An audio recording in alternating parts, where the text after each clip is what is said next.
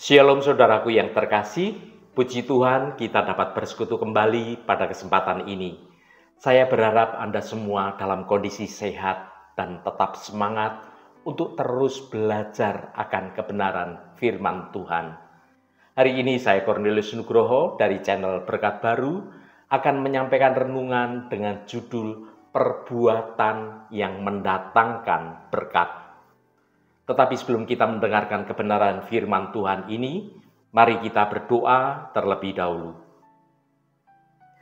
Allah Bapa yang penuh kasih sayang, Engkau Allah yang pemurah dan Allah yang memelihara hidup kami. Tuhan, kami senantiasa mengucap syukur dan bersuka cita atas segala kebaikan dan kasih-Mu yang kami rasakan dalam hidup ini. Tuhan, pada kesempatan ini kami rindu mendengarkan kebenaran firman-Mu. Jamah hati kami, agar kami boleh mengetahui dan mengerti lebih dalam lagi akan firman-Mu. Terima kasih Tuhan, dalam nama Tuhan Yesus Kristus kami naikkan doa ini ke hadirat Engkau. Haleluya, amin. Saudaraku yang terkasih, gaya hidup bisa diartikan sebagai suatu pola perilaku kehidupan seseorang yang sudah menjadi kebiasaan sehari-hari. Gaya hidup akan terekspresi secara alami dalam kesehariannya. Tidak perlu dibuat-buat, melainkan suatu pola perilaku itu akan muncul secara alami dan mengalir dengan jujur. Gaya hidup ini tidak bisa disembunyikan karena itu sudah menjadi ciri khas dan unik melekat pada diri seseorang. Hal ini akhirnya menggiring kita pada sebuah pertanyaan. Apa yang menjadi gaya hidup kita ini? Saudaraku, Alkitab mengajarkan kepada kita satu dari sekian banyak dari gaya hidup Kristen, yaitu memberi. Memberi didasari oleh suatu kenyataan bahwa kita bisa memberi karena Allah yang telah terlebih dahulu memberi kepada kita. Allah kita adalah Allah yang penuh kasih setianya yang tidak berkesudahan. Allah yang senantiasa memberi dan tidak pernah habis-habisnya. Rahmat-Nya itu senantiasa ada dan selalu baru setiap pagi. Mari kita baca Ratapan pasal 3 ayat 22 sampai ayat 23. Tak berkesudahan kasih setia Tuhan, tak habis-habisnya rahmat-Nya, selalu baru tiap pagi, besar kesetiaan-Mu. Saudaraku, ayat ini adalah bagian pengingat yang indah dan penuh penghiburan tentang sifat Allah yang tidak pernah berubah. Dalam kitab Ratapan, Nabi Yeremia menulis dalam konteks penderitaan dan kesedihan yang sedang dialami oleh umat Israel akibat dari dosa-dosa mereka. Namun di tengah situasi yang penuh dengan keputusasaan itu, Yeremia mengalihkan pandangan bangsa Israel kepada kasih setia dan rahmat Tuhan yang tidak pernah berkesudahan. Yang pertama, tak berkesudahan kasih setia Tuhan. Kasih setia Tuhan adalah kasih yang teguh, yang setia, dan tidak bergantung pada kondisi atau perbuatan baik kita.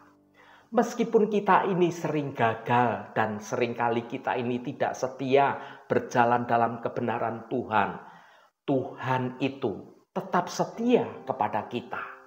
Kasih-Nya itu tidak pernah habis dan tidak pernah berkurang pada kita. Bahkan ketika kita ini sedang menjauh dari hadirat Tuhan sekalipun. Ini adalah suatu pengingat bahwa kita itu tidak perlu meragukan kebaikan Tuhan. Karena kasih setia Tuhan adalah bagian dari karakter Tuhan yang kekal. Yang kedua, tak habis-habisnya rahmat-Nya selalu baru tiap pagi. Setiap pagi, Tuhan memberikan rahmat-Nya yang baru. Ini menunjukkan bahwa Tuhan itu tidak pernah lelah untuk terus mengasihi dan memulihkan kondisi kita. Rahmat Tuhan itu bukanlah sesuatu yang dapat habis atau menjadi usang, melainkan sesuatu hal yang baru, yang segar, yang siap menyambut kita setiap hari. Ini mengajarkan kita untuk tidak terjebak dalam kesalahan-kesalahan kita yang terjadi di masa lalu, tetapi untuk kita dapat bangkit kembali dan menerima anugerah yang baru yang Tuhan sediakan setiap hari bagi kita. Yang ketiga, besar kesetiaanmu. Kesetiaan Tuhan adalah dasar dari pengharapan kita. Ketika segala sesuatu dalam hidup di dunia ini terasa tidak ada kepastian, kita dapat terus berpegang pada janji-janji Tuhan yang tidak pernah gagal. Kesetiaannya adalah bukti bahwa Dia itu selalu memegang kendali atas seluruh kehidupan ini. Bahkan dalam situasi kita yang sedang paling sulit sekalipun, Tuhan tetap pegang kendali semuanya itu. Saudaraku, oleh karena Allah adalah Allah yang maha memberi, seperti inilah yang bisa memampukan kita untuk dapat memberi juga. Ada suatu kejadian yang menarik yang menggambarkan soal memberi atau diberi. Pada suatu ibadah pagi, terdengar suara dari mimbar sang pengkhotbah yang berkata, "Wanita membutuhkan kasih, sedangkan pria membutuhkan penghargaan," kata seorang pembicara dari mimbar. Kemudian di deretan bangku jemaat, ada sepasang suami istri yang saling colak-colek satu dengan yang lainnya.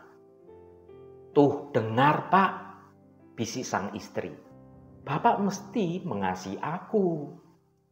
Kemudian sang suami membalas, "Ibu tuh yang harusnya menghormati aku dulu, baru aku bisa mengasihi ibu." Saudaraku yang dikasihi Tuhan, pertanyaan siapa yang harus melakukan lebih dulu, suami mengasihi istri atau istri menghormati suami, kira-kira akan sama dengan pertanyaan mana yang lebih dulu, ayam atau telur? Menurut saya, pertanyaan yang tepat adalah siapa yang mau terlebih dahulu memberi. Mari kita baca Lukas pasal 6 ayat 38. "Berilah dan kamu akan diberi, suatu takaran yang baik, yang dipadatkan, yang digoncang, dan yang tumpah keluar akan dicurahkan ke dalam ribaanmu. Sebab ukuran yang kamu pakai untuk mengukur akan diukurkan kepadamu." Saudaraku, ayat ini merupakan bagian dari pengajaran Yesus yang menekankan pentingnya memberi dengan hati yang tulus dan murah hati. Yesus menggunakan gambaran yang sangat jelas tentang takaran atau ukuran untuk menggambarkan prinsip kerajaan Allah. Apa yang kita berikan kepada orang lain, itulah yang akan kita terima kembali dari Tuhan. Mari kita renungkan beberapa poin penting dari ayat ini. Yang pertama, prinsip memberi dan menerima. Berilah dan kamu akan diberi. Yesus mengajarkan bahwa hidup kita tidak hanya tentang menerima, tetapi juga harus mau tentang memberi. Ketika kita memberi dengan hati yang tulus, baik itu dalam bentuk materi, dalam bentuk waktu kita, soal perhatian kita, soal kasih kita, Tuhan berjanji untuk memberkati kita dengan berkelimpahan. Namun ini bukanlah tentang memberi dengan pamrih atau mengharapkan imbalan atas apa yang kita lakukan, melainkan tentang memberi sebagai wujud ketaatan dan kasih kita yang sejati kepada Tuhan dan juga kepada sesama kita. Yang kedua, menerima berkat yang melimpah. Suatu takaran yang baik, yang dipadatkan, yang digoncang, dan yang tumpah keluar akan dicurahkan ke dalam ribaanmu. Gambaran ini menunjukkan betapa besar dan melimpahnya berkat Tuhan bagi mereka yang hidup dengan hati yang murah hati. Tuhan tidak hanya memberikan berkat secara secukupnya, tetapi berkelimpahan, bahkan sampai tumpah keluar. Ini mengingatkan kita bahwa kebaikan Tuhan itu jauh lebih besar dari apa yang bisa kita bayangkan. Yang ketiga, ukuran yang kita pakai untuk mengukur. Sebab ukuran yang kamu pakai untuk mengukur akan diukurkan kepadamu. Yesus mengingatkan bahwa cara kita memperlakukan orang lain akan menjadi standar yang digunakan oleh Tuhan dalam memperlakukan kita. Jika kita memberi dengan hati yang sempit dan penuh dengan pertimbangan, perhitungan, kita mungkin tidak akan menerima dengan cara yang sama. Sebaliknya, jika kita memberi dengan hati yang penuh lapang hati dan penuh belas kasihan, Tuhan akan membalasnya dengan berkat-berkat yang berkelimpahan. Saudaraku, ayat ini mengajak kita untuk merefleksikan cara kita hidup dan berelasi dengan orang lain. Apakah kita dalam hidup ini sudah menjadi saluran berkat bagi sesama kita? Apakah kita memberi dengan sukacita dan tanpa mengharapkan suatu imbalan? Memberi bukan tentang uang atau tentang materi ya saudaraku, tetapi juga tentang kasih, soal pengampunan kita kepada sesama, dan tentang perhatian kita kepada sesama kita secara tulus. Hidup sebagai pengikut Kristus menuntut kita untuk memiliki hati yang murah hati, seperti Bapa di surga yang murah hati. Tantangannya di zaman sekarang ini adalah melawan kecenderungan manusiawi untuk mementingkan diri sendiri dan kita belajar untuk dapat memberi dengan penuh kasih. Bahkan ketika situasi kita saat ini sedang tidak mudah. Mari kita baca. Lukas pasal 6 ayat 36. Hendaklah kamu murah hati sama seperti Bapamu adalah murah hati. Saudaraku, ayat ini mengajarkan kita tentang pentingnya meneladani sifat murah hati dari Allah Bapa kita dalam kehidupan kita sehari-hari.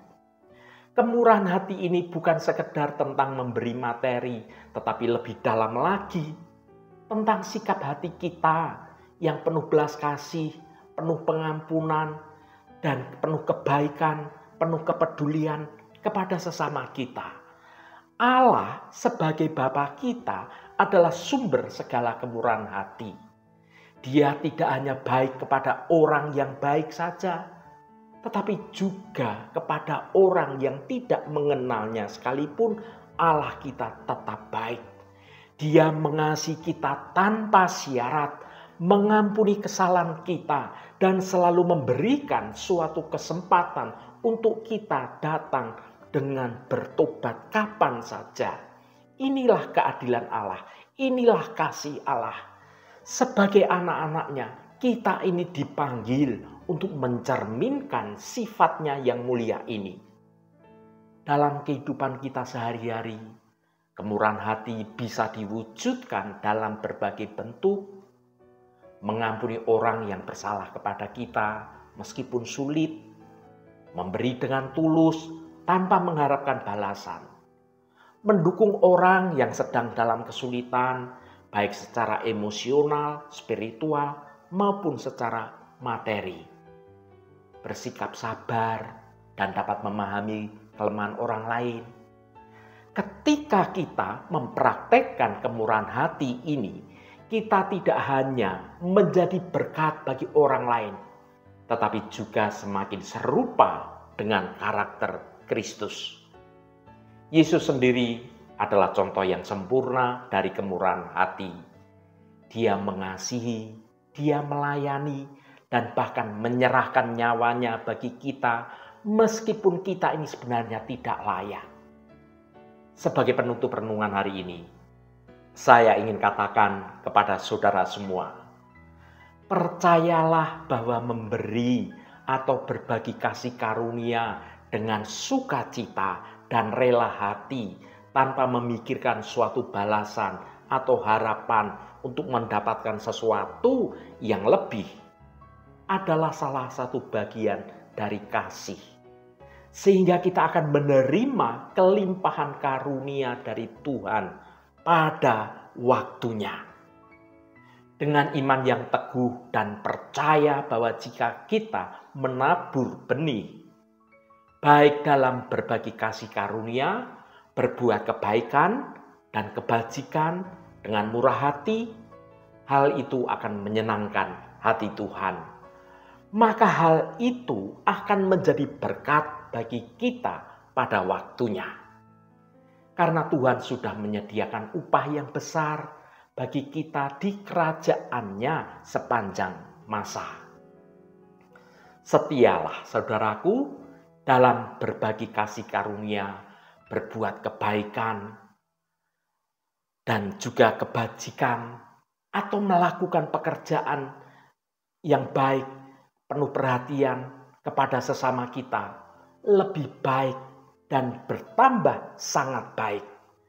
Maka kita akan menerima kasih karunia Tuhan yang berlipat ganda. Karena Tuhan sudah menyediakan bagi kita bagian hidup yang kekal, yang penuh sukacita dan damai sejahtera dengan Allah Bapa yang bertata di surga. Haleluya, Tuhan memberkati kita semua. Mari kita tutup renungan ini dengan berdoa. Allah Bapa yang kami puji dan kami sembah dalam nama Tuhan Yesus Kristus, terima kasih atas firman-Mu yang sudah kami dengar pada kesempatan ini. Tuhan, terima kasih Engkau sudah mengajar kami dalam perkara memberi. Sungguh kami rindu memiliki gaya hidup memberi dengan sukacita, memberi dengan tulus hati, dan memberi dengan rendah hati, dan semuanya itu kami lakukan untuk hormat kemuliaan bagi nama-Mu saja. Dan biarlah pemberian ini sebagai taburan benih dalam hidup kami. Roh Kudus akan menolong kami dan dalam merawat benih ini dalam hidup kebenaran firman-Mu, sehingga akan menghasilkan buah tuaian berlipat-lipat dalam hidup kami. Terima kasih Tuhan. Roh Kudus akan menolong kami untuk kami sungguh-sungguh mau mendengar kehendak-Mu dalam hidup kami. Terima kasih Tuhan untuk firman-Mu yang sudah meneguhkan iman percaya kami pada kehendak-Mu. Kami mau seturut akan kehendak-Mu. Tuhan, berkatilah kami di sepanjang hari ini, dalam segala tugas dan aktivitas kami, dalam studi dan pekerjaan kami, dalam pelayanan kami, dalam usaha kami, dan dalam segala hal. Tuhan akan berkati dan kami memiliki hidup yang menyenangkan hati Tuhan. Dan hidup kami dapat menjadi berkat juga bagi sesama kami. Tuhan, secara khusus kami berdoa untuk saudara-saudara kami dimanapun berada, yang saat ini sedang menderita sakit atau sedang mengalami pergumulan dalam hidupnya. Kami mohon jamahan-Mu, agar kuasa penyembuhan boleh terjadi pada saudara-saudara kami yang sedang sakit. Jamahan dan lawatan Engkau juga terjadi pada saudara-saudara kami yang sedang dalam pergumulan. Engkau bukakan jalan keluar bagi mereka agar hidup mereka boleh menikmati berkat-berkat kemurahan-Mu. Berkati mereka yang hari ini berulang tahun Tuhan. Engkau tambahkan 1 tahun lagi. Terima kasih buat anugerah-Mu, umur panjang di tangan kanan, dan kekayaan serta hormat di tangan kiri. Berkat Tuhan mengalir bagi setiap mereka yang hari ini berulang tahun. Terima kasih Tuhan, segala hormat, pujian, dan ucapan syukur hanya bagi nama-Mu, Allah yang kudus. Saudaraku, mari kita berdoa. Bapa kami. Bapa kami yang ada di surga, dikuduskanlah nama-Mu, datanglah kerajaan-Mu, jadilah kehendak-Mu di bumi seperti di surga. Berikanlah kami pada hari ini makanan kami yang secukupnya, dan ampunilah kami akan kesalahan kami, seperti kami juga mengampuni orang yang bersalah kepada kami.